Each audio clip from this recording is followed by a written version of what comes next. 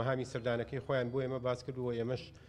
گرنگی ئەنجومەنی پارێزگای سلێمانی و پێداویستی خەڵکی سلێمانی و سێکتەرەکانی خزمەتگوزاری پارێزگای سلێمانیمان بۆیان باس کرد ئەوان ڕاو سەرنجی خۆیان وتووە و داواشمان لێکردن لەمە دووەهم وەکو پەرلەمانی بەریتانیا وەکو حکوومەتی بەریتانیا وەکو ڕێکخراوەکان و وەکو کۆمپانیەکانیشیان بتوانن لە داهاتوێکی نزیکە بتوانن بێنە سنووری پارێزگای سلێمانی هەڵەبجە بۆی بتوان هاوکاریەکی باشی ئەم سنوورە بکەن و کاریگەریان هەبێت لەسەر کەمکردنەوەی هەم هەژاری و هەم بێکاری و ڕۆڵێکی کارە ببینین لە ئاوادانکردنەوەی سنووری پارێزگای سلێمانی و ئیداری ڕاپەڕین و گەرمیان و بە پارێزگای هەڵەبجەیشەوە.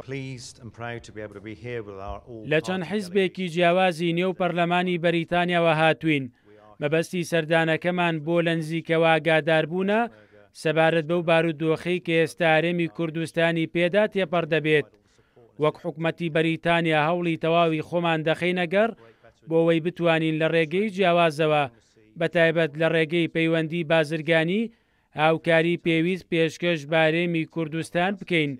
بەتایبەت هەردوو پارێزگای سلێمانی و هەڵەبجە.